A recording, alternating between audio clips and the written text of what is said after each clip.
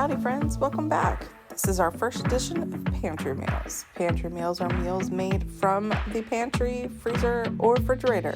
We are not shopping for ingredients, we're using what's on hand. Today we're doing stuffed shells. To a tablespoon of warmed olive oil, we're adding a whole onion and 5 garlic cloves. If you don't like that much garlic, it's fine. Don't add that much. I'm Italian, I like that much garlic. We're going to saute these onions and garlic until the onion is semi-translucent. In the meantime, in a large pot, you are going to cook a whole package of jumbo shells to the package directions. Once we come back to our onions and they've hit our semi-translucent, we're going to add a whole package of spinach. Now, you're like, that's a lot of spinach. It's huge. It doesn't fit in your pot. It will cook down in just a few minutes. You are going to be amazed at what 2 minutes difference is going to be. Now, if you do not have fresh spinach, but you do have frozen spinach, you can defrost your frozen spinach, squish it and get as much water out as possible, and heat it in with the onion and garlic. Now, this is what it looks like after 2 minutes. Let me show you what it looks like after 4. Maybe. There it is, the magic of television. 4 minutes. See how much smaller it is? We are going to take all of our mixture out of the pot and we're going to put it on a paper towel because we are going to strain even more water out of the spinach. I know it's hard to believe, but it's true. Even if you were using frozen spinach, you're probably going to have to do this again. Now, normally I would use a tea towel, but I was doing laundry and guess what's not available? Tea towels. Paper towels are. I've got a bowl under me and I'm just going to smush this until I feel like I can't get any more juice out. And then we're going to do some chippity chopping.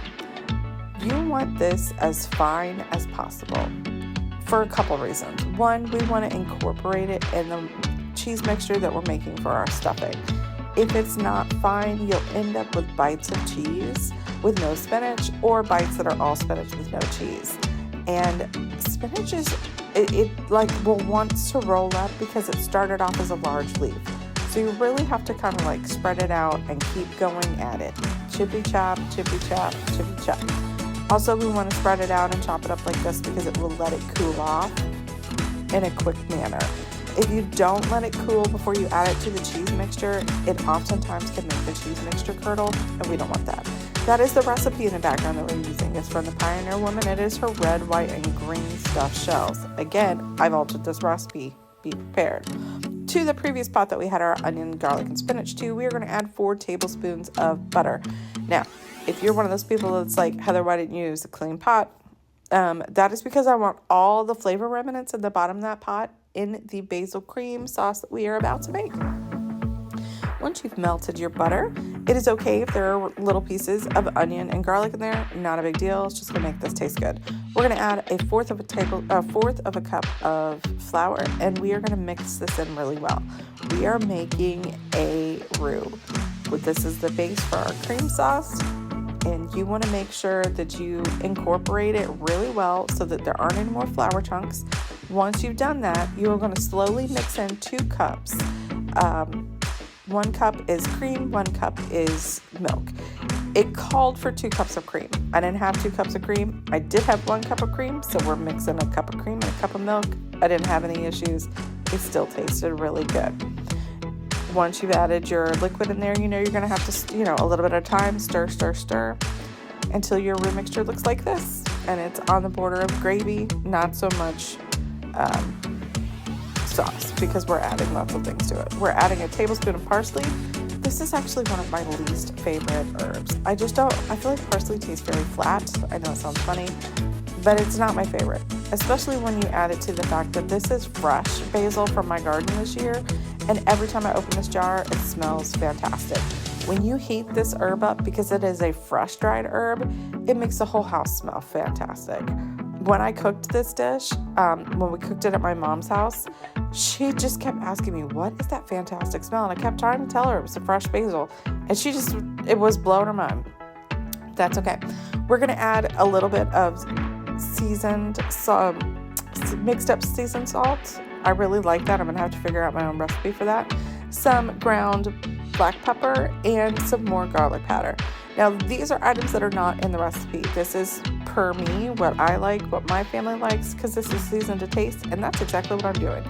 I'm just going to mix my herbs in and put this on low and stir it every few minutes. Now the recipe actually calls for a large 32-ounce package of ricotta. I didn't have a large 32-ounce package of ricotta. I had a 15-ounce package of ricotta and a 15-ounce package of small curd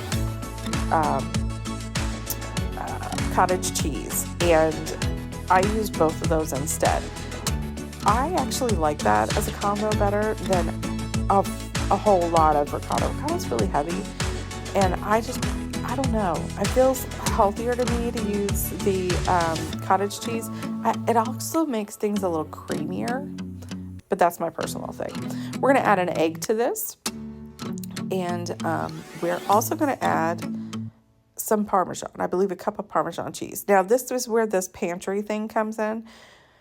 Normally, I shred my own cheese, but I do keep a big shaker like this on hand for the times that I haven't been to the grocery store. I just don't have time or sometimes the money to go to the grocery store, and this is one of those times. So we're using shaker cheese, although I will say this. When it comes to mixtures like this, finely grated Parmesan actually mixes better well. When I grate the cheese at home, it's always thicker than that. So we're going to go right back to those same flavors. We're doing a tablespoon of parsley and basil.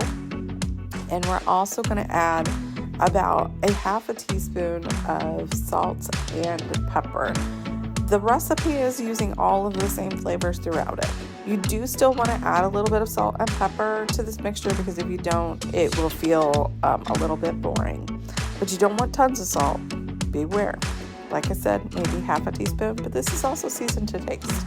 And then we're just going to mix this really well and make sure that all of our herbs have gone and incorporated all the way. And then we're going to add in our cooled down spinach mixture. And again, we chopped this really fine for exactly the same reason. I want to be able to taste that spinach in every one of these shells. Don't want anybody to feel like they got gypped. Once you've incorporated it well, we're going to take our shells out. And I have two to-go pans. Normally this would be in a 13 by 9 inch pan, but I'm splitting this recipe up and I'm taking half to my parents and leaving half here at my place. The first two shells that you make are the hardest. You got to figure out what your fingers are going to do to help keep the edges of the shell uncurled.